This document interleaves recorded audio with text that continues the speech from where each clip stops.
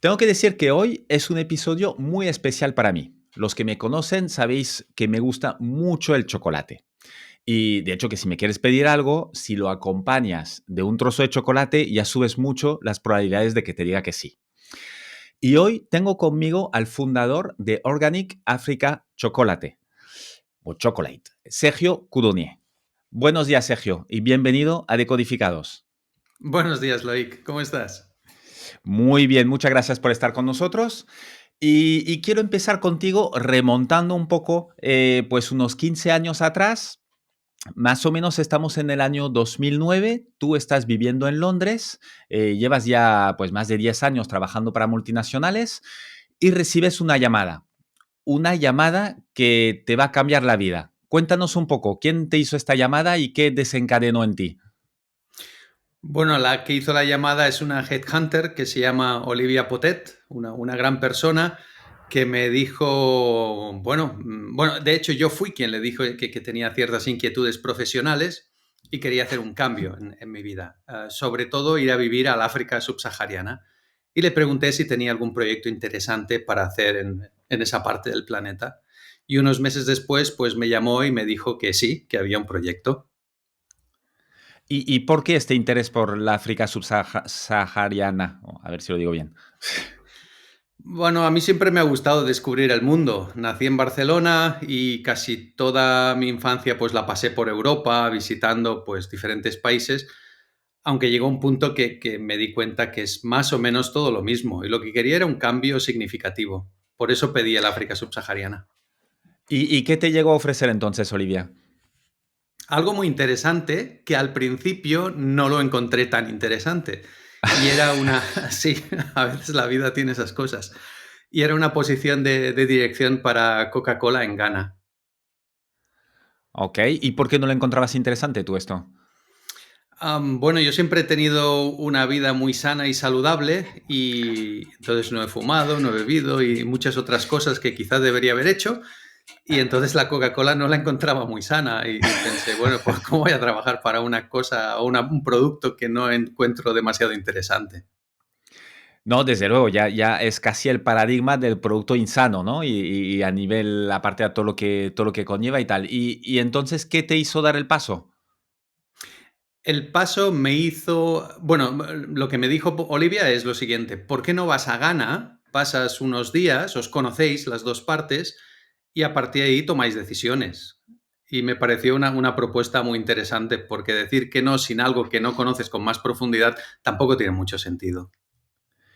Y entonces tú te vas a Ghana, ¿qué vas? ¿Una semana ahí a encontrarte, bueno, no sé, unos días a encontrarte con la gente de Coca-Cola y me imagino que ellos te venden el proyecto, tú más o menos, pues supongo que compras el entorno, quizás más que el proyecto todavía? Sí, ambas cosas de hecho, y fue muy interesante porque el entorno lo compré al momento. Tal como aterricé en el aeropuerto de Accra, el Kotoka Airport, pues ya quedé fascinado por la cultura, las personas, el ambiente, El olor, ¿no? También, el este olor olor, exacto. quemado cuando sales del avión. Sí, el color de la tierra, bueno, todas las cosas que estaban alrededor y las personas me parecían muy interesantes.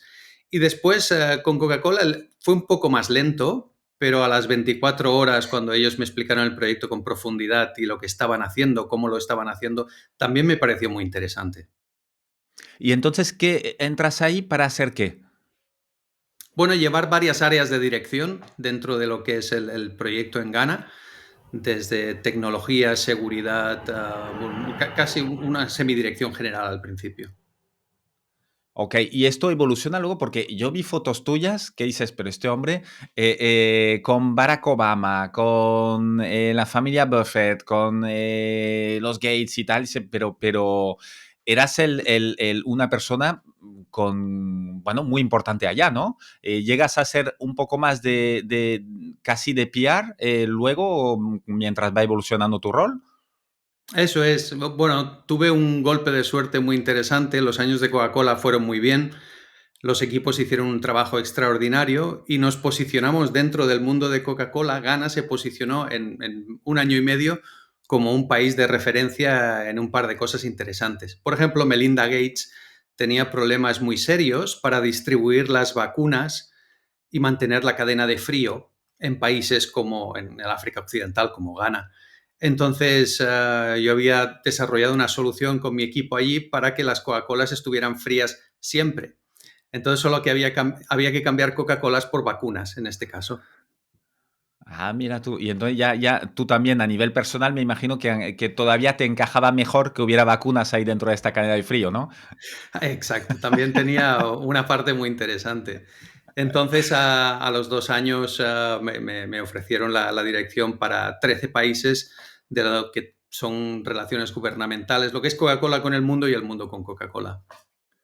Entonces, en este momento tú dejas un poco lo que es el día a día de las operativas y tal, de encontrar estas soluciones para que se quede frío y tal, y pasas directamente a llevar todo lo que es la comunicación, la relación de Coca-Cola.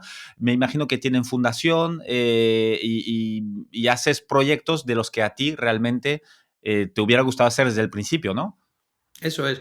Bueno, la primera parte también me gustó mucho. La primera parte, pues teníamos una fábrica en Accra, otra en Kumasi, 1.203 personas, unos equipos fantásticos, y hacer que toda esa maquinaria funcione, pues es interesante. Es algo que, bueno, para quien nos gusta, en este caso, a mí me divertía. Otros de mis amigos piensan que no es tan divertido.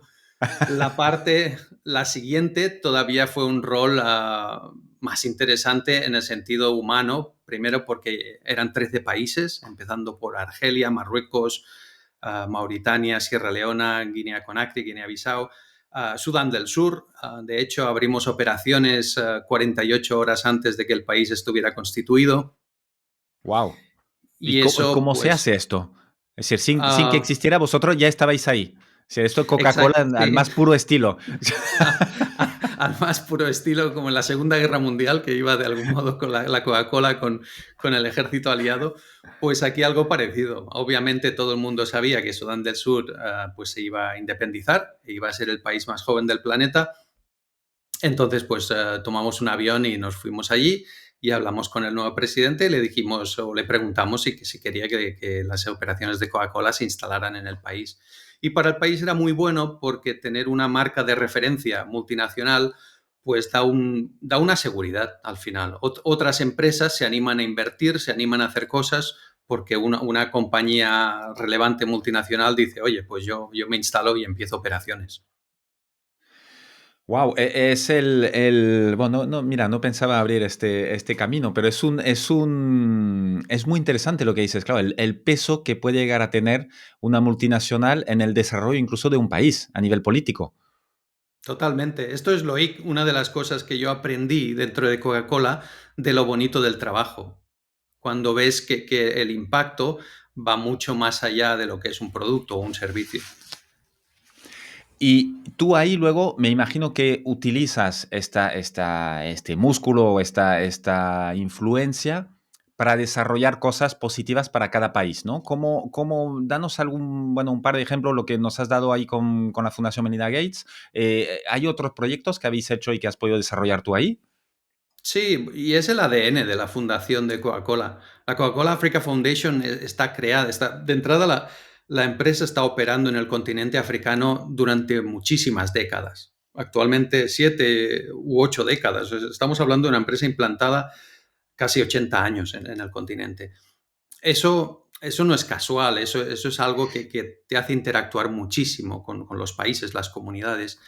Entonces, cuando empiezas a tener conversaciones del tipo, bien, como país, ¿cómo podemos colaborar? Porque yo creo firmemente, y en este caso Coca-Cola también, que las empresas tienen que colaborar en el crecimiento. No son entes aislados de un país, sino tienen que ser parte de la comunidad. ¿Qué aportas tú como empresa a esa comunidad en diferentes ámbitos? En cuidado de la naturaleza, del medio ambiente, en desarrollo social.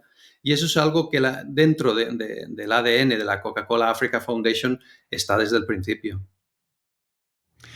Y tú, Sergio, ¿cómo llegas? Claro, te abre muchas puertas esto de ser de Coca-Cola, ¿no? Y luego, ¿cómo surge la idea? Porque ya, por lo que me estás diciendo, tú estabas disfrutando muchísimo en este rol, ¿no? Teniendo un impacto directo, pudiendo desarrollar proyectos que te motivaban.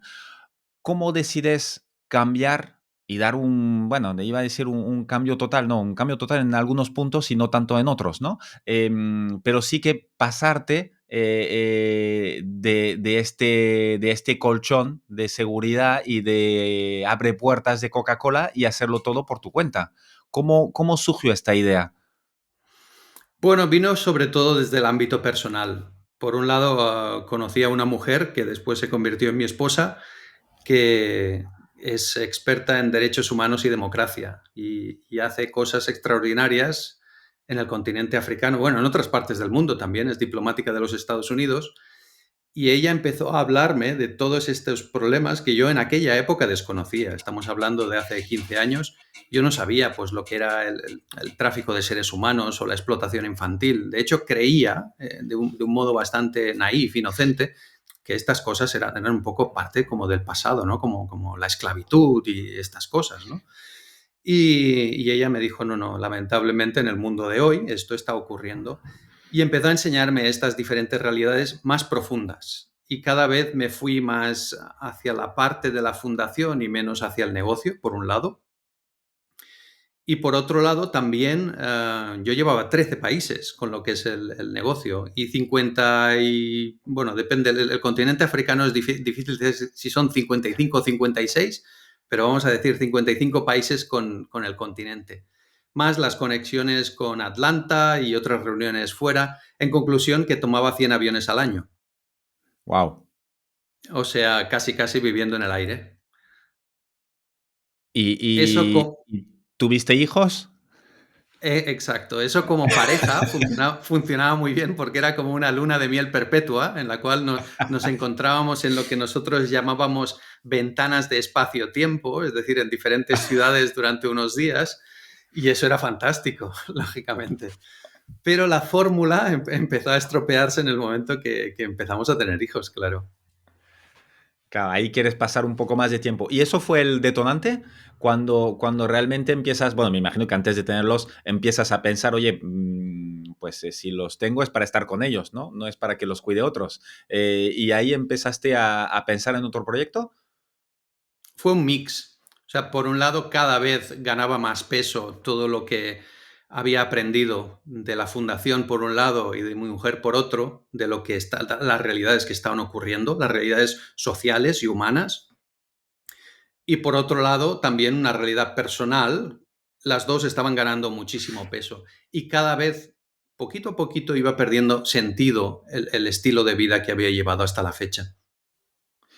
Porque tú, en este momento, ¿dónde estabas basado, entre muchas comillas? Es decir, el vuelvo a casa, ¿dónde te ibas cuando volvías a casa? En el aire. O sea, yo lo que recuerdo de esos años, por ejemplo, cuando tengo amigos que se van a algún sitio de vacaciones, me llaman y me dicen, oye, este aeropuerto, tengo todos los mapas de los aeropuertos en mi cabeza, por ejemplo, y sé dónde están las diferentes puertas de embarque, etcétera, ¿no? Oficialmente, no sé dónde residía. Lo que sí tenía eso, un estilo de vida muy, muy dinámico, muy global. Y por cierto, a mí me gustaba mucho. Había gente que me decía, bueno, de eso te cansarás. Y en aquella época pues tenía casi 40 años y no estaba para nada cansado de eso. Tú disfrutabas viajando de un lado para otro, tal, era una adrenalina perpetua.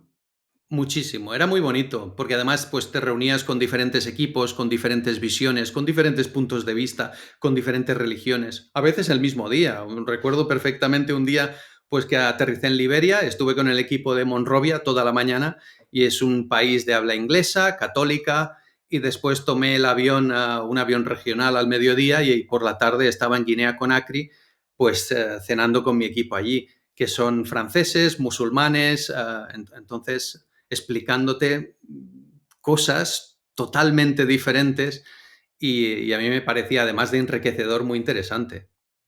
Hombre, te das muchas perspectivas que nos irían muy bien a que algunos políticos pudieran hacer uno de estos viajes y tener estas perspectivas un poco más a menudo. Pero bueno, eso ya es otro tema. Sí. Sergio, entonces, si estás ahí en el aire y tal, ¿por qué? Porque el proyecto que ahora nos vas a contar lo montas en Sierra Leone. ¿Por qué? ¿Tú tenías alguna relación especial con este país? Bueno, lo conocía durante 7 años, era uno de mis países, entonces lo conocía con bastante intensidad. Conocía muy bien al gobierno, siempre nos sentábamos una vez al año para trazar lo que sería el año siguiente y a veces nos sentábamos para hacer planes estratégicos de inversión. Entonces nos conocíamos muy bien con el equipo de gobierno y yo pues sabía la realidad del país, sabía pues los dos diferentes problemas que tenía.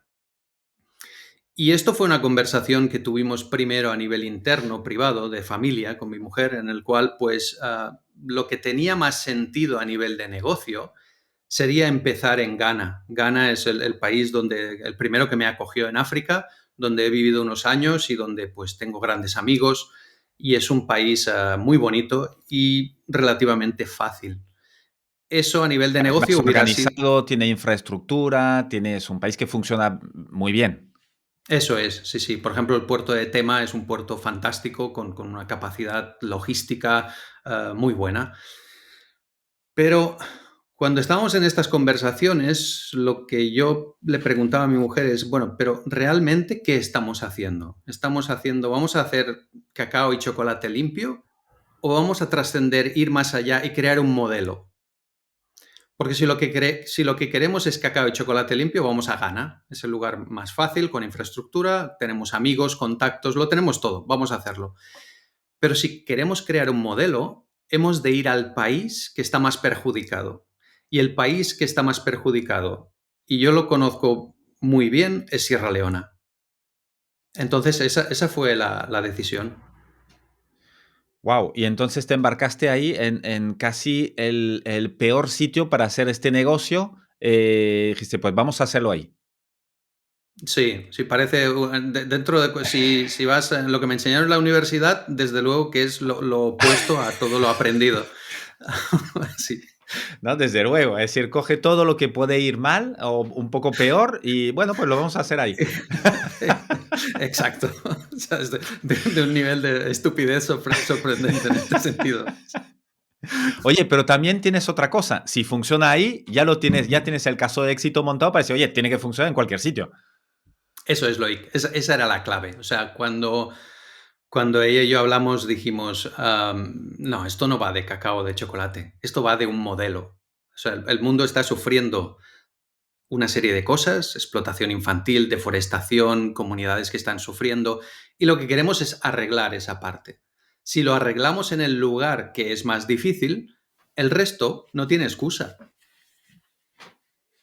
No, no, es brutal. Lo hace extremadamente difícil, pero el concepto y lo que hay detrás es perfecto. ¿Por qué chocolate? ¿Por qué no, no? Exacto, podían haber sido cacahuetes. Claro, cuando llegamos a esa conclusión que lo que queremos es crear un modelo que cambie la naturaleza de estos acontecimientos que están ocurriendo, am, también sabemos o nos damos cuenta que el producto no es lo más importante. Lo que sí vemos es que el cacao lo tiene absolutamente todo. Por un lado, el producto está 15 grados por encima y por debajo del Ecuador, lo cual siempre afecta a países que están o muy poco desarrollados o en vías de desarrollo, pero el cacao no crece en ninguna parte de Europa u otros países o lugares que uno diga, bueno, pues aquí está todo hecho.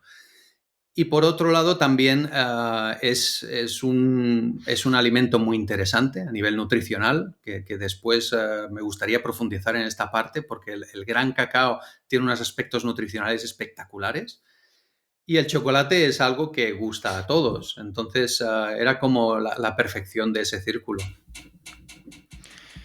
Y entonces, como justamente ahora que dices, mira, no lo sabía, el cacao únicamente crece el árbol de cacao alrededor del Ecuador, un poco arriba, un poco Eso abajo, es, pero no más. eso es, eso es. Ah, mira, y claro, porque el árbol de cacao, a mí me gusta mucho el chocolate, pero no soy ningún experto, soy solo un amateur de, oye, dame buen chocolate. Que tengo que decir que me tengo que preparar la entrevista, uno de los temas que he tenido que sufrir es probar el chocolate. Pero bueno, ya lo hice. Es delicioso y tiene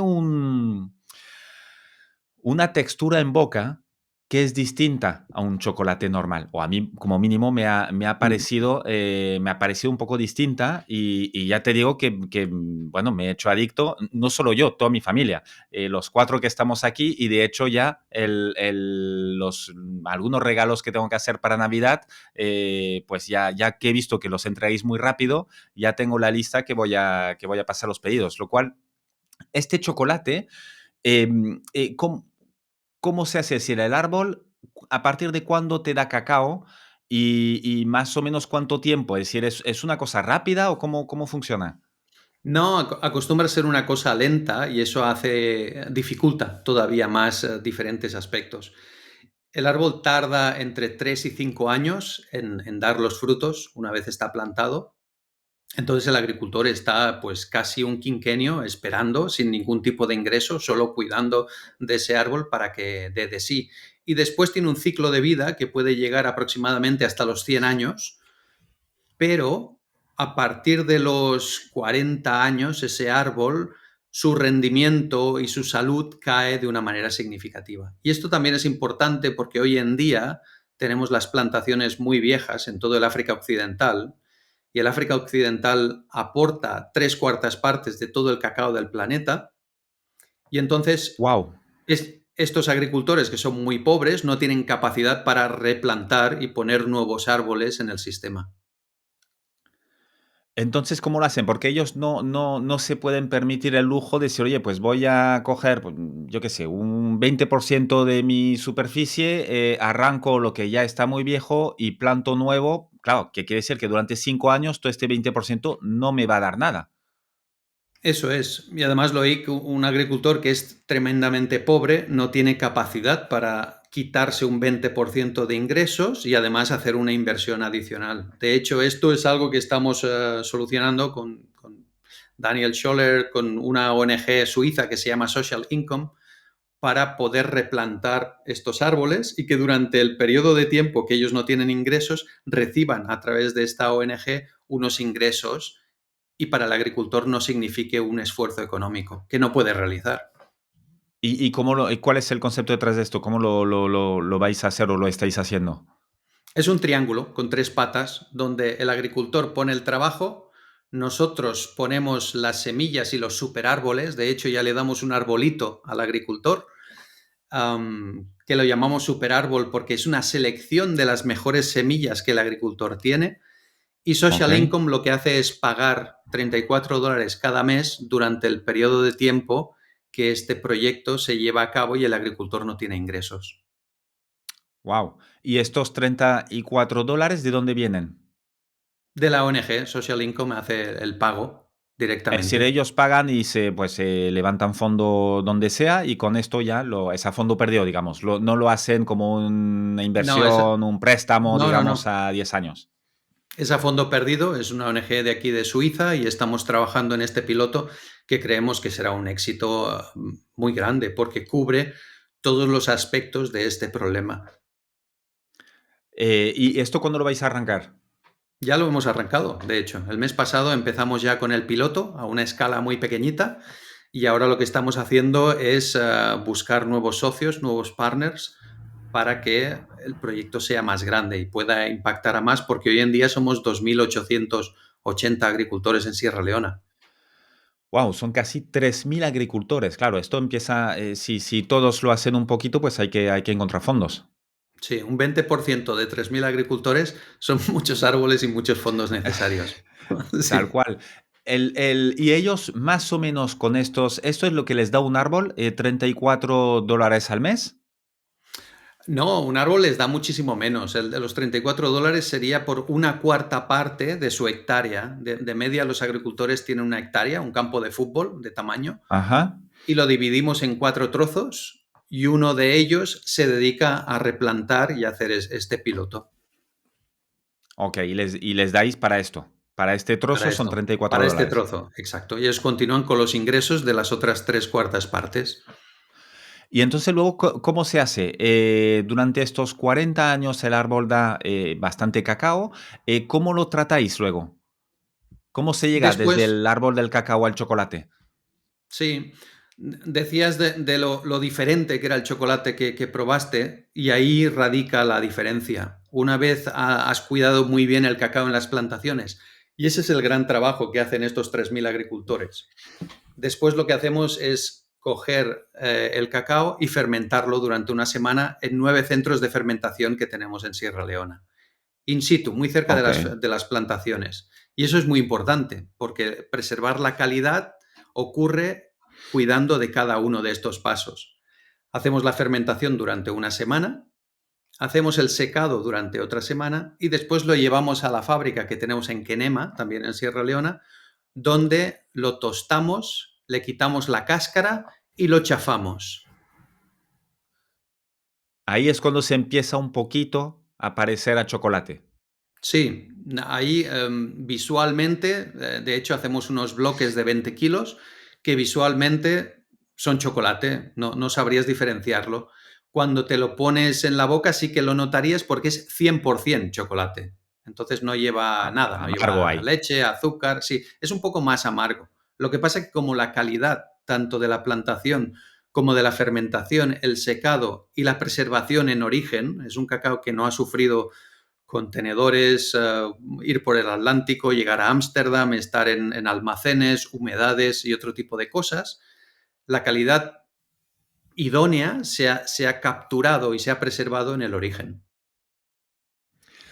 Porque todo el resto, sois los únicos que lo hacen ahí in situ. Todo el resto se trae el cacao y lo transforma en Europa o en donde sea, pero no Eso en es, África. sí, sí, sí. La inmensa mayoría lo que hacen es traer el haba de cacao a Europa o a Estados Unidos. Y entonces lo tenéis con esta pasta, digamos, que es casi chocolate. ¿Qué le falta para convertirse en el chocolate que tengo la suerte de comerme? Mezclar ingredientes es la única parte que falta. Y ahí es donde también damos, gracias al gran consejo y guía de Marta Vergés y Carla Zaplana, que son dos nutricionistas excepcionales, pues guiar hacia un producto que sea sano y saludable. Es decir, Marta y Carla me dicen, bien, si tienes un cacao que tiene unas propiedades nutricionales espectaculares, ¿por qué juntarlo con otros ingredientes que no son buenos? ¿Qué tal si ponemos superalimentos? Y ahí es donde juntamos el cacao pues con chufa, con leche de coco, con dátil, con fruta de la pasión, con moringa. Es decir, no le ponéis azúcar No, y todos cero los productos que le azúcar. ponéis, genial, ¿no? Y se nota. Y no es amargo, ¿eh? Para nada. Mm. ¿Y todo lo que ponéis es orgánico? Todo es orgánico, sí, sí, sí. Cuando buscábamos el nombre de la empresa, que como puedes ver es muy largo, Organic Africa Chocolate, y muy textual, entonces No hay trampa. la- no hay trampa ni cartón. Entonces yo puse la palabra organic, right? Entonces a veces se me acerca algún proveedor y me dice, oye Sergi, mira que tengo una papaya extraordinaria o una piña buenísima. Y la primera pregunta que yo le hago, muy bien, pero ¿es orgánica? ¿Está hecha sin pesticidas, cuidando la naturaleza? Bueno, y entonces digo, mira, campeón, se llama Organic Africa Chocolate, ¿no? O sea, ahí Sí, te no, no, ahorras muchos debates. Ya con exacto, el nombre, mira, será largo, pero es efectivo. exacto, sí. En los emails y todo ya queda todo muy claro. Y entonces, luego la última parte del tratamiento, vi que hace poco sí que habéis abierto, aquí cerca de Barcelona, un centro de procesado, ¿no? ¿Lo acabáis aquí? Eso es, sí, estamos actualmente obligados a acabarlo aquí.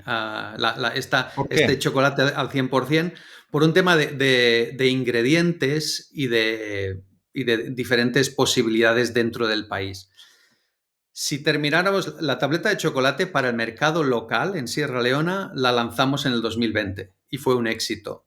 Pero exportar chocolate es muy difícil y muy costoso, porque una tableta de chocolate, y ahora curiosamente no tengo ninguna cerca de mí, pero todos la podéis visualizar, es muy sensible a la temperatura. Claro, Sierra Leona es lo que yo llamo el verano perpetuo. Día y Claro. noche, 365 días del año, hace o mucho calor o muchísimo calor. No baja de esto, ¿no? Exacto. Yo jamás llevo un jersey en Sierra Leona. Y la humedad relativa es altísima, está entre el 80 y el 100%. Es decir, lo peor, las peores condiciones imaginables para una tableta de chocolate. Totalmente. Lo cual es curioso porque las personas asocian cacao, o sea, para crecer el cacao son las mejores condiciones. El cacao quiere calor. Cuando hay frío no crece, por eso el árbol del cacao no crece en Europa u otros sitios de más frío y requiere de humedad. Y el chocolate requiere de todo lo contrario. Quiere fresquito o frío y nada de humedad. Y entonces esto es lo que os ha obligado a abrir aquí para venderlo en Europa. Eso es. Entonces abrimos una pequeña fábrica, obrador en Esplugas de Llobregat, donde llegan estos bloques y nosotros hacemos la mezcla de ingredientes, como te comentaba, pues leche de coco, cúrcuma, fruta de la pasión, chufa. Entonces lo ponemos ahí y convertido en chocolate, desde aquí se puede distribuir con mucha facilidad, porque una caja de 20, 40 o 200 tabletas de chocolate aquí, salvo en verano, no requiere ni frío. No, es una gran ventaja, es una gran ventaja. Y tú me comentabas antes las propiedades nutritivas del cacao. ¿Cuáles son? Desarróllame un poco para los que no sabemos, no somos conscientes de lo bien que hacemos cuando comemos tu chocolate. El cacao, y es algo que yo aprendí gracias a Marta, Carla, que son unas nutricionistas espectaculares, tiene unas propiedades increíbles y los tiene desde diferentes puntos de vista. A nivel de nutrientes, la lista es tan larga que nos llenaría todo el podcast. Entonces, eso ya es espectacular. Pero después, para hacer funcionar el sistema metabólico, por ejemplo, nos da una especie de cafeína, una especie de ensalzamiento de la energía, pero que a la vez es calmada de algún modo. O sea, y mantenida en el tiempo. Y es algo que yo observé cuando estaba en las plantaciones, que estaba probando los diferentes cacaos y empezaba pues a las 5 de la mañana y eran las 10 de la noche y todavía tenía unos niveles de energía altísimos, ¿no? Y yo pensaba, wow, sí que estoy apasionado en este proyecto. Y entonces El, Marta me dijo, estás comiendo mucho cacao, ¿no? A tope. Pues sí, sí. y lo que asociamos a chocolate en general, que es, oye, no lo comas muy tarde o después de las 5 o tal, porque bueno, porque engorda. Este tema, me imagino que sí que tiene, tiene todos estos temas nutricionales y es como todo, puedes tener unas cosas que son muy buenas, pero tampoco te tienes que pasar. Como en vuestro caso, esta parte de las calorías, ¿cómo se compara con los otros tipos de chocolates? Bueno, yo he adelgazado con nuestro chocolate y nuestros clientes adelgazan con nuestro chocolate, lo cual, Maravilloso. lo cual es una maravilla. Por eso nosotros lo llamamos placer saludable. Y lo que ocurre es lo siguiente. La mayoría de cacao, como es de mala calidad, lo que tienen que hacer las empresas es alcalinizarlo, es hacer un proceso químico donde bajan el amargor, dado que es un cacao de mala calidad.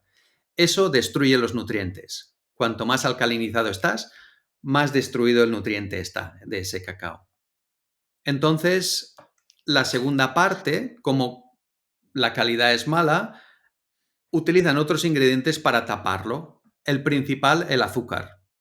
Por eso cuando vamos al supermercado encontramos tabletas de chocolate, cremas para untar de cacao que tienen cantidades ingentes de azúcar. Y estamos hablando no de un 20 o un 30%, estamos hablando de un 56%. Los últimos Toblerone tienen entre 60 y 64% de azúcar, por ejemplo. Es una El último barbaridad. es increíble. Yo no sé por qué lo llaman cacao o chocolate, debería llamarse azúcar con algo más, Tal para ser cual. honestos con el consumidor.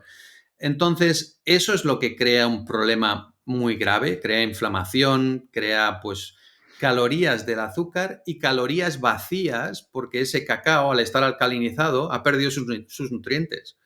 Por tanto, lo que estamos haciendo es introducir algo en el cuerpo que lo único que hace es hincharnos y engordarnos. Nosotros hacemos un concepto totalmente diferente. el cacao, por supuesto, nunca se alcaliniza, es un cacao puro, que lo único que se hace es tostar a baja temperatura para que estos nutrientes estén preservados al máximo. Una vez tostado, le añadimos otros superalimentos, té matcha, por ejemplo, y dátil.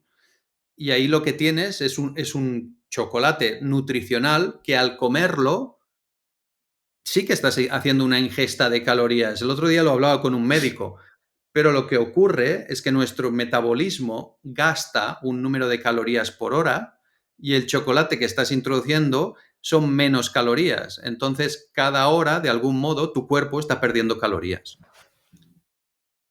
Y entonces ya no tiene el efecto malo, digamos, sobre el peso. No tiene el efecto malo. Otra cosa que ocurre, y lo habrás visto, es que sí, está bueno, te lo pones en boca, pero no tienes la necesidad de comerte 3 paquetes. O sea, te comes Es un verdad, trozo y mira, estás bien. ahora que me lo dices, es verdad. He podido tomarme mi café de esta mañana, estas son las 9 y algo de la mañana, me he tomado ya, está bien que me digas esto porque desde que tengo estos chocolates en casa, antes yo nunca tomaba el café con chocolate, el de la mañana, de la tarde sí, después de comer, pero ahora me apetece y me tomo un trocito de chocolate, pero sí que mi cerebro no me dice, oye, tómate otro, cosa que me suele pasar con los otros. Sí. Con uno ya estás muy bien. Sí, sí, todo lo que está pasado de azúcar y grasas, bueno, y otros componentes que no son saludables, lo que hacen es que al cerebro le están pidiendo constantemente más. Entonces, lo que ocurre aquí es que tú tomas tu pieza y ya está. Y estás la mar de bien, la disfrutas y siguiente. Eso hace que al final del día el cuerpo, el organismo, primero tenga los nutrientes que necesita y segundo, no se hinche y esté bien. Bueno, una recomendación, ya que no somos médicos, eso no quiere decir que os alimentéis únicamente con chocolate. Es muy bueno, pero hay que variar. Totalmente, totalmente. Yo siempre le digo a mis hijos, pues ellos comen manzanas, zanahorias, y eso está muy bien, pero no solo eso, hay que comer también Tal cual. verduras, pescado, exacto, ¿no? Tener una dieta variada. Pero dentro Hay de que esa variar, dieta no vaya a ser. variada, exacto, dentro de esa dieta variada, Loic, por ejemplo, si en lugar de tomar un zumo de naranja exprimido, que eso no lleva fibras, lleva muchísimos azúcares, tomar la naranja y comer la naranja en sí. Eso es importante, Siempre sí. ir al origen, siempre es mucho mejor ir al. Cuanto más cerca del origen estés, mejor. Totalmente, sí. Vosotros, ahora, ¿cuándo empezasteis con este proyecto? Pues oficialmente yo me mudé a Sierra Leona en el 2018, pero empecé el plan de negocio al día siguiente de dejar Coca-Cola, que fue el 1 de enero del 2016. Ok, ya vais, no 10 años, pero casi, ya son 9 años ahora. Porque tú cuando empiezas, te mudas, bueno, cuando lo hace oficial, 2 años después, te mudas directamente a Sierra Leone, con toda la familia. Eso es, nos vamos todos para allá. ¿Cuántos hijos tenías en este momento? 3. 3. No está mal. ¿Sigues teniendo 3 o vinieron más? Sí. No, no, sigo teniendo 3. Ya, ya, nos plantamos allí. 3. Entonces os vais a Sierra Leone, ya lo conocéis, lo conocías de antes o tal. ¿Qué tal? Porque sí que es un país, ¿qué tal con justamente irte con tus hijos, tema seguridad, educación? ¿Cómo lo planteasteis esto? Eso fue una parte importante. Obviamente, cuando un proyecto lleva a toda la familia, es algo que decide toda la familia. Y es algo que, pues mi mujer y yo hablamos antes de dejar Coca-Cola y tomamos esa decisión de crear un modelo y crearlo en Sierra Leona.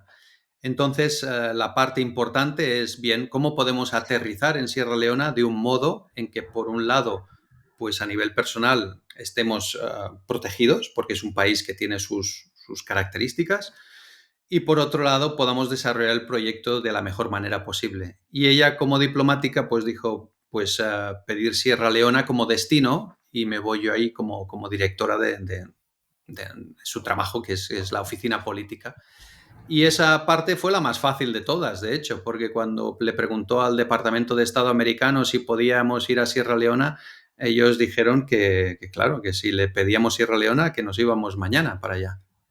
Que no había muchos candidatos, ¿no? Vamos. No, no había ningún voluntario para cubrir la plaza de directora. Sí, sí. Y entonces ahí, obviamente, cuando vas respaldado por Estados Unidos, supongo que te lo ponen todo muy fácil. Eso es mucho más fácil. Por un lado, tengo amigos que a veces me dicen, tengo un íntimo amigo que tiene cadenas de hoteles y me dice, oye, abrimos un hotel en Sierra Leona. Y yo digo, afloja, no aceleres tanto, que es un país que tiene una inseguridad jurídica importante, tiene una serie de cosas. Está intentando hacer las cosas bien y hay un equipo de gobierno muy bueno que está trabajando en una línea muy adecuada, pero es un país que todavía tiene todo lo que es las infraestructuras y todo lo que son los elementos de lo público frágil. Entonces, no tiene la solidez que tenemos aquí en Europa en este sentido. Por tanto, ir dentro de lo que es la burbuja diplomática ayuda muchísimo. Por un lado, porque no tienes que hacer frente a problemas como la corrupción, por ejemplo. Y otra cosa muy importante también era el ir antes. Yo hice un viaje previo antes de mudarnos, le expliqué la idea al gobierno y les dije, mira, este es el proyecto, este es el modelo y va a ser vuestro modelo. Vosotros vais a liderarlo. Yo os voy a acompañar y voy a venir unos años y vamos a ponerlo en funcionamiento. Pero tenéis que tomar las riendas como país de algo que puede cambiar la imagen de una Sierra Leona que en aquel momento solo era conocida por Diamantes de Sangre con Leonardo DiCaprio, la guerra civil y el ébola. O sea, claro, es decir, más negativo imposible. Más negativo imposible. Entonces yo le dije al jefe de ministros, lo que hay que hacer aquí es dar algo positivo de marketing. En este caso, cacao y chocolate limpio. Y claro, esto tiene que ser, es tu país al final y es tu marketing, es tu imagen de país. Por tanto, quieres abrazarla, quieres hacerla y si es sí, yo te acompaño. Y si es que no, no hay problema. Entonces, no le pedimos al Departamento de Estado de Sierra Leona, sino pedimos a otro país. Y entonces ellos, tú desde el inicio estás montando esto paralelamente, de la mano del gobierno de Sierra Leona. Con ellos, sí. Ujú. Y a nivel de empresa, esto como, porque la empresa es una empresa social, la que has Es una montado, empresa o cómo social. funciona. Ujú. Sí, es una empresa social. Ujú. Y entonces me imagino que lo debe hacer, bueno, iba a decir, lo debe hacer más fácil. Bueno, debe tener sus complicaciones, ¿no? Ir de la mano del gobierno, porque también tienen sus maneras de ver que a veces pueden ser diferentes a las tuyas. Sí, hay cosas que hay maneras de ver diferentes, pero de algún lado eso ya es una experiencia que adquirí en Coca-Cola. O sea, lo que yo creo que es un gran error es cuando llegamos a un sitio con una idea brillante, y permite que ponga brillante entre comillas, porque nos puede parecer brillante a nosotros, pero a las personas locales que hay quizá no les parece tan brillante, y entonces la implementamos. El estilo nuestro es muy diferente. El estilo nuestro es ir allí, hablar primero a nivel de país, hablar a nivel regional y después a nivel local, es decir, con los representantes a todos los niveles y decirles, oye, hay esta problemática, tenemos esta idea, ¿cómo lo veis todo esto? Y se abre un debate. Y la segunda pregunta es, ¿cómo queréis enriquecer este debate? ¿Cómo queréis enriquecer las diferentes soluciones? Y ellos aportan. Si todo ese material al final está bien alineado y todos estamos de acuerdo, bien, pues vamos adelante. Si no, pues no vale la pena ir adelante, porque cada uno tiene divergencias y no funciona. Y eso es lo que hice. Primero fui a nivel de país, hablé, les encantó la idea, después a nivel regional y después en Kenema a nivel local. Y los chiefs locales, pues les encantó tanto el proyecto, la idea, lo que queríamos llevar a cabo. Entonces, ese liderazgo es un liderazgo compartido. Al final sí que hay uno que tiene que tomar las decisiones, pero si esas decisiones están respaldadas por todos y se han creado desde la base con todos, es muchísimo más fácil implementarlas. Y ¿tú cuánto tiempo te quedaste ahí en Sierra Leona? 2 años y medio. 2 años. Y con eso ya fue suficiente para arrancar y tener ya una inercia que permita que tú no estés ahí el día a día. Eso es. Es que la segunda parte importante es, claro, cuando empezamos con 20 agricultores, todo era muy pequeñito y muy sencillo. pero poco a poco, no poco a poco, no, exponencialmente empezó a crecer. Sí, porque Poco, de 20 a 3000, poco a poco no puedes ir, porque tampoco son sí. tantos años. Es que pensaba poco a poco, al principio fue poco a poco, los primeros 6 meses fueron muy despacios y se hicieron largos, pero después hubo una eclosión exponencial y empezó a crecer. Y entonces nos encontramos con un problema que ya habíamos puesto en el horizonte y ese ya era el momento de empezar a solventarlo. Es muy bien, ahora ya estamos haciendo muchísimo gran cacao y empezamos a hacer chocolate, hay que venderlo. Y eso ocurre en los mercados europeos y americanos. Estos son los dos grandes mercados del chocolate. ¿Y cómo lo habéis hecho esto? Es decir, tú Pues al inicio, dividir perdón, antes de esto, tú dices durante estos 6 primeros meses que se hace muy largo porque estás montando el modelo y me imagino que te encuentras con los problemas de pasar de un plan de negocio escrito a uno que tiene que funcionar en el terreno, ¿no? totalmente. Nos encontramos con todo tipo de cosas. Por ejemplo, am, más del 90% de nuestros agricultores no saben ni leer ni escribir. Entonces habíamos preparado unas formaciones para hacer agricultura ecológica, para mejorar los rendimientos de sus plantaciones. Pero claro, tuvimos que pasarlo todo a métodos muy visuales, porque ellos darles un libro para que se lo lean y después consultar dudas y preguntas no es un modelo que funcionaba allí. Fíjate, son de estas cosas que uno da por sentado y sí, luego ya es un fracaso total. Y entonces, ¿qué lo habéis hecho? Bueno, con tipo más esquemática, dibujos y Muy flujos y todo, visual, ¿no? tremendamente visual. Además, pues lógicamente también pues, pedimos colaboración pues, a instituciones que hay allí. Por ejemplo, tienes a USAID o tienes los voluntarios del Cuerpo de Paz, pues para que enseñen a leer y a escribir a nuestros agricultores y poco a poco pues vayan avanzando. O incluso los pocos textos que hay, pues los puedan explicar, porque hoy en día con 3.000 agricultores es muy difícil llegar a todos si no tienes un equipo muy grande. Entonces, Y ellos, perdón, sigue. montar esas estructuras son costosas en tiempo y recursos. No, claro. Y lo que me venía ahora a la mente son 3000 agricultores. Eh, ellos tienen que plantar cierto tipo de árbol de cacao, tienen que utilizar, no utilizar fertilizantes, es decir, tienen que poder ser certificados orgánicos. ¿Qué ganan ellos en pasarse con vosotros? Bueno, ganan muchas cosas. Hay la parte, si quieres, más material, económica, que de media tienen unos ingresos que son más de 3 veces lo que tiene un agricultor en el África Occidental normal, vamos a llamar.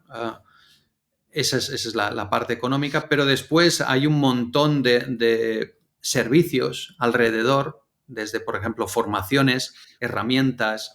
Elena Barraquer vino en el 2019 a operar de cataratas. También hemos hecho expediciones médicas de diferente tipo. Entonces, tienes toda una serie de servicios en los cuales el agricultor puede crecer de diferente ámbito, no solo en el económico, sino también en el educacional y de posibilidades. ¿Y ellos son agricultores que ya tienen algunas plantaciones de lo que sea o de cacao? ¿O es gente que dice, oye, es un proyecto que igual con eso me puedo ganar la vida y se hace agricultor? ¿Cuál es el perfil de los que se juntan ahí con vosotros? Bueno, al principio eran todos agricultores, porque la agricultura era socialmente lo más bajo. Hoy en día en Kenema ya no es así. O sea, ser agricultor del cacao es algo de un cierto prestigio. Y sí que hay personas que se están pasando a la agricultura actualmente. Wow, lo cual me imagino que esto sí que es una gran victoria del proyecto en sí, ¿no? Para mí es la más importante, sin duda. Si vienes a la chocolatería un día, en la entrada, verás una foto enorme de nuestro primer agricultor que llegó al máximo nivel de cacao, que nosotros lo llamamos Diamante 1, Diamond 1, y es Moriba Bangura. Para mí Moriba lo ilustra todo. La primera vez que lo conocí en el año 2018, pues Moriba iba cabizbajo, cuando hablaba casi no se le escuchaba y bueno, veías que la persona no estaba ni orgullosa de sí misma ni disfrutando de la vida. Cuando tú ves hoy a Moriba, pues lo ves caminando con los hombros altos, con la mirada chispeante, con alegría y te explica un montón de cosas. Para mí esa es la transformación más importante. Es cuando la persona ha tomado las riendas de su vida, ve un optimismo, ve unas posibilidades y dice, vamos allá. Y entonces nosotros solo como plataforma le ponemos un poco la posibilidad de despegue. Y entonces me imagino que con esto sí que estáis contribuyendo de manera estelar a mejorar uno de los grandes problemas de África, que es la inmigración. Totalmente. Y lo mejoran ellos. Nosotros, como te decía Loic, solo somos una plataforma. Al final es Moriba quien decide no emigrar porque tiene unas condiciones mínimas vitales en las que se siente a gusto, porque tiene unas posibilidades de desarrollo con las que se siente a gusto y entonces dice, bueno, pues Kenema es mi lugar. Y esto sí que lo estás notando. Tienes, me imagino, ahora con 3.000 agricultores, tienes muchos ejemplos de estos, de gente que quizás hubieran sido pues candidatos a la inmigración, ¿no? Y que ahora sí que prefieren quedarse. Muchísimos, muchísimos. De hecho, hace unos meses el ministro de Interior del país nos dijo que en Kenema el número de emigrantes es cero de nuestras comunidades. ¡Wow! Ah, pues sí que podéis estar orgullosos de esto. Además de hacer buen chocolate, esto ya va por encima de todo el resto, lo cual felicidades, ¿eh? Gracias. Pero de esto el trabajo lo hacen ellos, ¿eh? Normalmente yo es algo que cuando estoy en Kenema, pues los chiefs me dan las gracias y yo les digo gracias, no, porque lo que yo hago es, venga, a levantarse todos a las 6 de la mañana, vamos a trabajar duro, vamos a... Y ellos cuando terminan las jornadas, que son agotadoras, porque estamos hablando de clima tropical, con muchísimo calor, muchísima humedad, después de eso se van a hacer clases de leer y escribir de lo más básico. Y eso para que un ¡Wow! adulto tenga la motivación, las ganas y el empuje de hacerlo, para mí el aplauso quien se lo merece son nuestros agricultores. ¿Y cómo ves esto luego? Porque me imagino que va a tener un impacto ahora en sus hijos, ¿no? Me imagino que esto deben tener una motivación para empujar a sus hijos, pues, para aprender a escribir y leer, como mínimo. Totalmente. Y yo creo que esto es el principio de la posibilidad de romper el círculo de la pobreza. De esta manera, sus hijos podrán ser libres porque podrán cultivar una educación mínima, podrán cultivar un mínimo de posibilidades para después tener elecciones dentro de su esquema vital. Ahora que tenéis esto en marcha de que, bueno, os vienen a buscar, me imagino, los agricultores para formar parte de esta plataforma y tal, me habías comentado que una vez que estaba ya todo en marcha al inicio, que ya producíais un cacao que estaba muy bueno, orgánico y con un chocolate y tal, lo segundo fue, hay que venderlo. ¿Cómo lo hiciste esto? Pues ir a Europa y llamar a las puertas. Y tenía una ventaja muy, muy grande y es que el producto es de una calidad excepcional. Entonces, y estaba tratando con profesionales, con gente que hace cacaos, grandes chocolates. Entonces, son personas que están muy acostumbradas a tener que calibrar, a tener que ver cuál es la calidad de un producto. Entonces, acostumbrados de que lo que les llegaba desde África en general era un producto tocado, estropeado, con sabores avinagrados, de repente les trajimos algo que era redondo, bueno, con ese sabor a cacao. Entonces la venta resultó muy fácil. Sobre todo para ¿A, mí, que no soy un gran vendedor en este sentido, el producto hablaba por sí mismo. a quién lo vendiste? Es Pues decir, ¿a qué puertas principalmente, fuiste a tocar? mira, a varias y la que nos facilitó mucho las cosas fue Pronatec aquí en Suiza. Pronatec es una empresa que se dedica a buscar materias primas de alta calidad para después y grandes volúmenes para después distribuirlo a personas que están haciendo cosas pues un poquito más especiales. Entonces, entiendo que una parte del cacao que producís lo vendéis a otras empresas que luego ya con esto ellas producen el producto final que quieran. Eso es. Simplificando, lo clasificamos en 5 categorías. La mejor de todas, que se llama Diamond One, nos la quedamos nosotros para hacer el chocolate que tú probaste.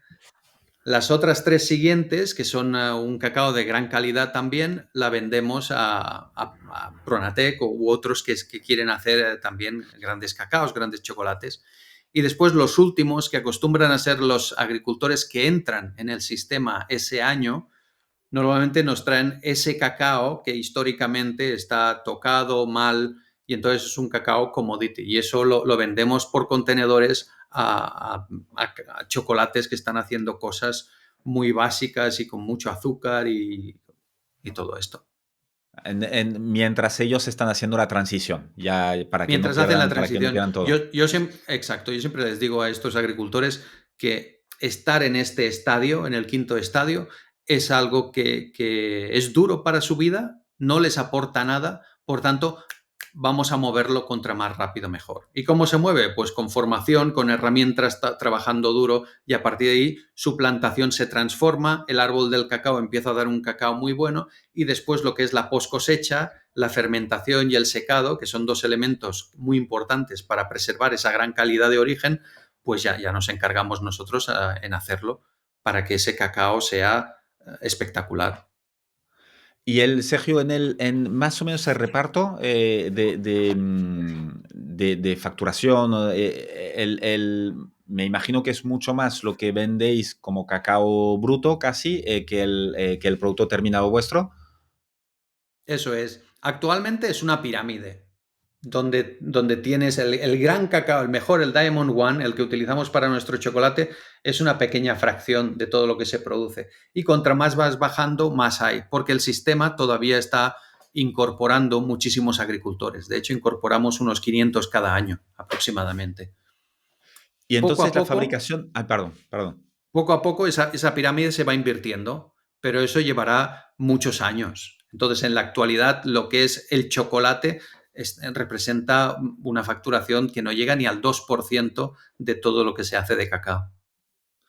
¿Y el limitante es la producción de momento para vuestro chocolate? La producción es la parte más limitante, pero también la implantación y la educación en mercados de consumo, en este caso europeo, que tienen una visión del chocolate como algo que es bueno en boca, pero es malo para mi cuerpo. Y nosotros les estamos planteando un producto que es totalmente diferente. Toma algo que es delicioso en boca y que cuida de tu cuerpo. Entonces, esa transición está ocurriendo de un modo muy lento. Solo pocos distribuidores entienden la importancia de esto y apuestan por un producto así. ¿Y dónde se puede comprar? Porque yo lo tengo que comprar online, no en la web vuestra, que déjame decirlo bien, en organicafricachocolate.org, que ahí ya podéis ir con los ojos cerrados, clicar en cualquier botón de compra, no os vais a equivocar. Pero ¿se puede encontrar físicamente en alguna tienda? Sí, también en las cadenas de supermercados Veritas. Perfecto. Bueno, de aquí, de hecho, de aquí que estés en Decodificados, que es Silvio Elias, que tuve no hace mucho, que me dijo, oye, tienes que entrevistar a Sergio porque además de ser un gran tipo, tiene un proyecto que es increíble. Está en los Veritas, perfecto. Pues entonces Está en ya lo hace Veritas, mucho más sí. fácil de Sí, encontrar. sí. Y con Silvio, pues nos reunimos una vez hace un tiempo y yo creo que al instante, en menos de 3 segundos, ya estábamos muy alineados y después toda la conversación fluyó con mucha facilidad porque Veritas tiene ese ADN de cuidar de las personas, de sacar la mejor versión de cada uno, de tener productos que cuidan del planeta.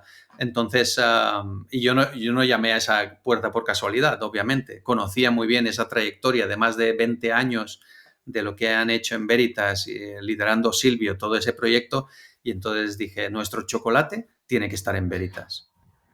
Sí, sí, ya no, era seguro, es el lugar perfecto. Sí, Y el próximo paso, me imagino que ahora que ya tienes Sierra Leona, pues ya como caso de éxito, ¿dónde? Me imagino que ya estás mirando otros países, ¿no?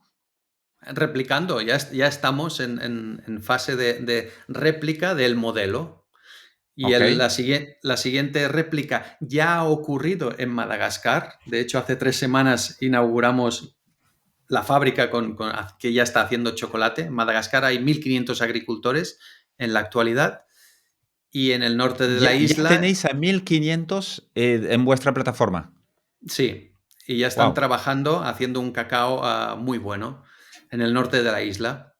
Y en Tanzania tenemos a un grupo de mujeres que están haciendo un cacao muy bueno y yo les estoy haciendo la formación para que pasen de cacao normal a cacao ecológico.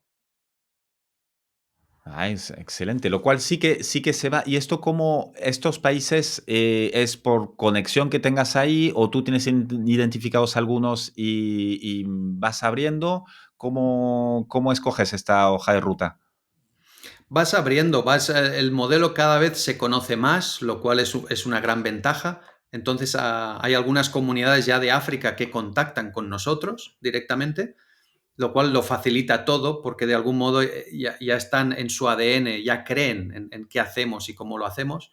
Y por ejemplo, en Madagascar, una de las facilidades más grandes que tuvo esta réplica y que ha conseguido que sea todo muy rápido es que cuando yo aterricé en Sierra Leona, lo que le presenté al gobierno era un PowerPoint. Y la idea está muy bien, pero los PowerPoints lo aguantan todo. Hoy en día fue muy fácil porque cuando hablamos con las autoridades de Madagascar, yo les dije, bien, este es el PowerPoint, pero este es el teléfono del vicepresidente de Sierra Leona. Mejor que el PowerPoint, llámalo y que te explique si es interesante o no es interesante para el país. Y después ya me dices. Claro, así sí que es mucho más fácil hacer el onboarding y convencer, ¿no? De que estén ahí. Totalmente. Sí, sí, porque entonces tienes embajadores, literalmente, que en este caso es el vicepresidente de Sierra Leona, que explica cuán bien puede hacer un proyecto de esta naturaleza al país, a las comunidades, a la naturaleza, a todos. ¿Y cuál es el objetivo, la visión tuya a 10, 15 años? ¿Cómo ves el proyecto? Bueno, yo lo veo más como un arquitecto que teníamos en Barcelona, que se llamaba Antoni Gaudí, y que decía que su proyecto, pues bueno, probablemente iba mucho más allá de las décadas que uno pasará en el planeta. Y Entonces, tuvo mucha razón, de hecho. exacto, sí, porque desde 1883 hasta la actualidad y todavía está por terminar. Y yo creo que a nosotros nos ocurre lo mismo, o al menos está ideado y creado del mismo modo, porque lo que queremos es cambiar primero la realidad de 2.100.000 agricultores del cacao en África y solo llevamos 2.100.000. Wow, todavía tiene 200.000. recorrido. Exacto, y solo llevamos 4.500 con todos Que ya estos son años en la muchos, ¿eh? espalda. Se dice rápido esto, ¿eh? Sí, pero yo estoy más mirando a la cifra de 2.100.000. Y eso es el cacao, pero después está el café, están otros cultivos que están sufriendo también deforestación, explotación infantil y otro tipo de problemas.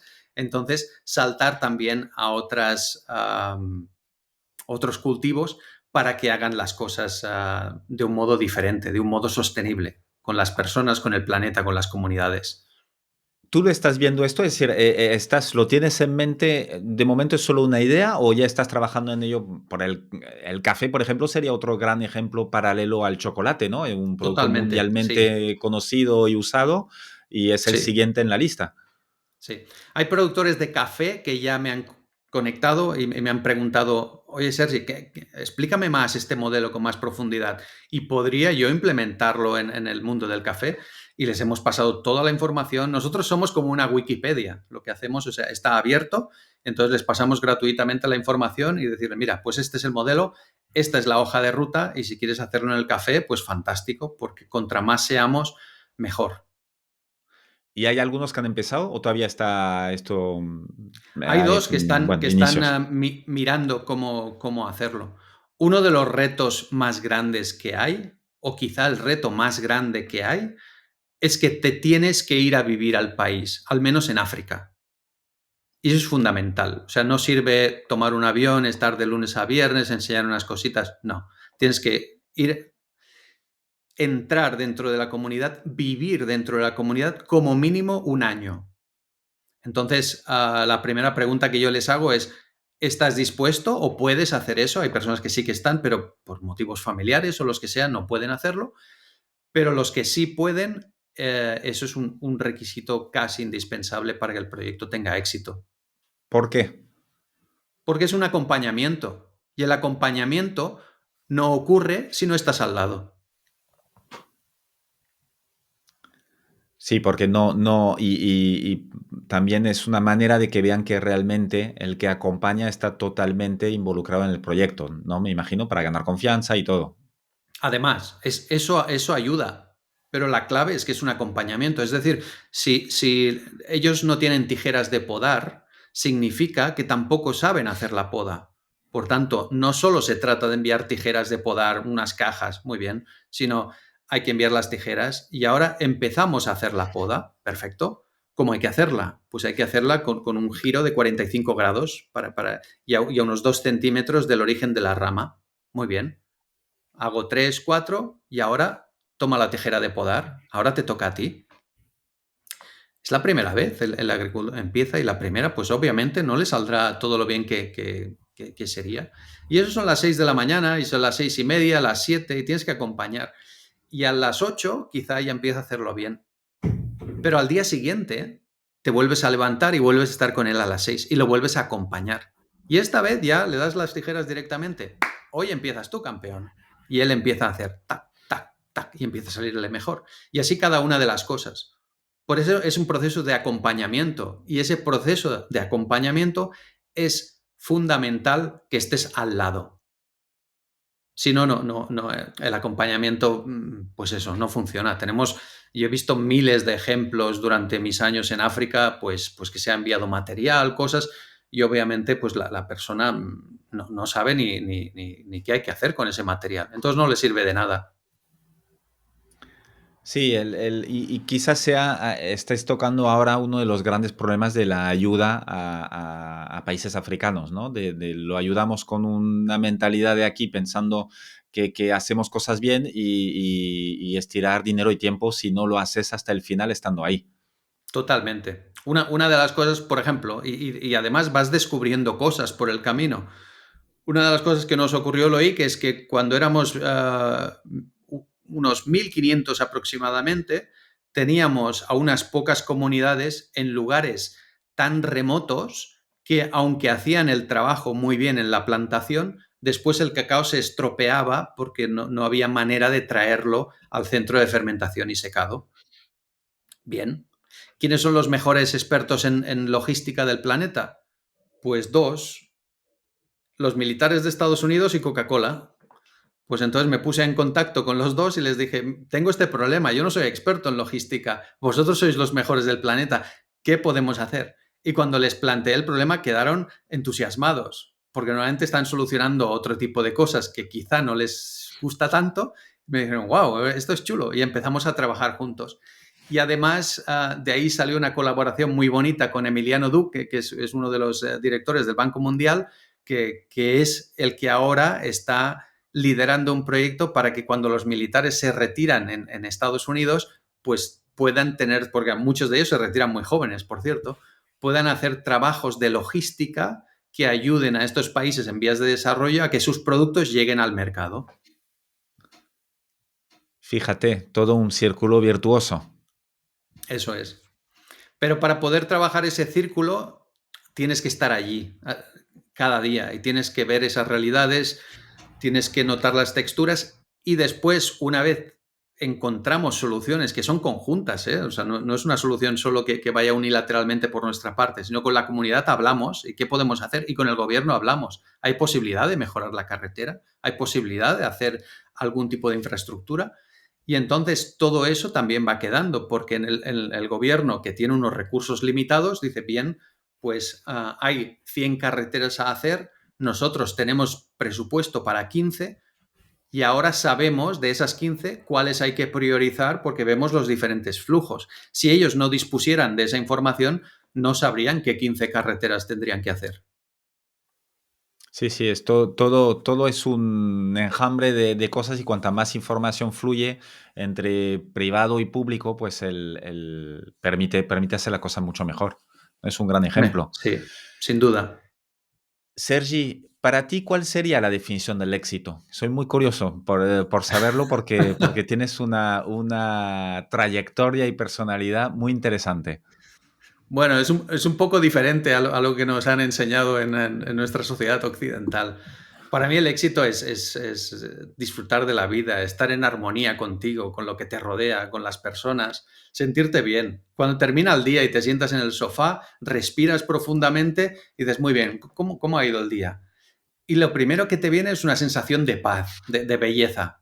Pues ha ido bien, hemos hecho cosas bonitas. Unas han salido bien, otras no han salido bien, otras han salido así, así. Pero la sensación que te viene es de paz. Yo lo defino así, el éxito. El éxito barra, casi en este caso, felicidad, te diría, Sin tal como le duda, estás sí, sí, contando. sí, están muy imbricados uno con el otro. ¿Algún libro que regales especialmente o que te haya marcado y que nos quieras recomendar? Bueno, hay muchísimos libros, ¿no? Sin duda. Para mí, alguien que ha sido una gran inspiración es Alan Watts, a nivel Ujú. filosófico. Pero hoy en día tenemos a un doctor aquí en Cataluña que está explicando todo lo que son las experiencias cercanas a la muerte, ah, el doctor Manel, que es muy interesante porque nos conecta con la trascendencia, con lo que éramos antes de aterrizar en este planeta y después cuando nos vamos de este planeta, ¿no? Entonces, yo creo que este libro para el 2024, de los que he leído, ha sido el que más impacto ha tenido para conectar con esa trascendencia universal de la que todos formamos parte. La supraconciencia, ¿no? ¿Se llama La el libro? supraconciencia. Exacto, sí, sí, sí. Y Sergi, una última pregunta. Si tuvieras la posibilidad de poner un mensaje en una lona gigantesca y poner esta lona delante de todas las escuelas de África, de Europa, ¿qué pondrías tú en esta lona?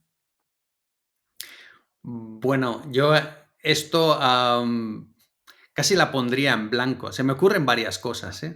Pero la pondría en blanco para que sean los que escuchan el podcast e imaginen cómo puede ser su futuro, qué frase pondrían en esa lona. Ah, está buena está muy buena. Sergi, te agradezco muchísimo haber participado con nosotros, haber compartido este maravilloso proyecto, porque realmente existen proyectos así cada vez más, pero el tuyo es uno de one of a kind, ¿no? Como dicen los americanos, es algo muy, muy especial y creo que además de ayudar en el momento y de hacer cosas reales, también es muy inspirador para generaciones futuras para ver que se puede hacer negocios de manera ética y responsable y aportando y haciendo el bien a la vez que haciendo negocios, ¿no? Lo cual, muchísimas gracias por tu tiempo y por compartir todo esto con nosotros. Muchas gracias a ti, Loic. Yo creo que cada vez hay muchos más ejemplos de empresas que hacen las cosas de un modo conectado. De hecho, lo que no entiendo es cómo hemos permitido que durante tantos años haya empresas haciendo cosas desconectadas, algunas marcando un liderazgo espectacular, como Patagonia, que ha hecho movimientos históricos pues grandiosos y muchísimas otras que son más pequeñitas y difíciles de ver porque el status quo, además de cómo está montado el marketing y los medios de comunicación, además tienen poca visibilidad porque las otras grandes tapan este tipo de cosas, pero gracias a iniciativas como la tuya les dan visibilidad y hacen más fácil de que estos proyectos salgan adelante. Así que muchas gracias a ti, Loic. Pues gracias y a comer chocolate para Navidades. Eso es. Chao, Sergi. Que tengas un buen día.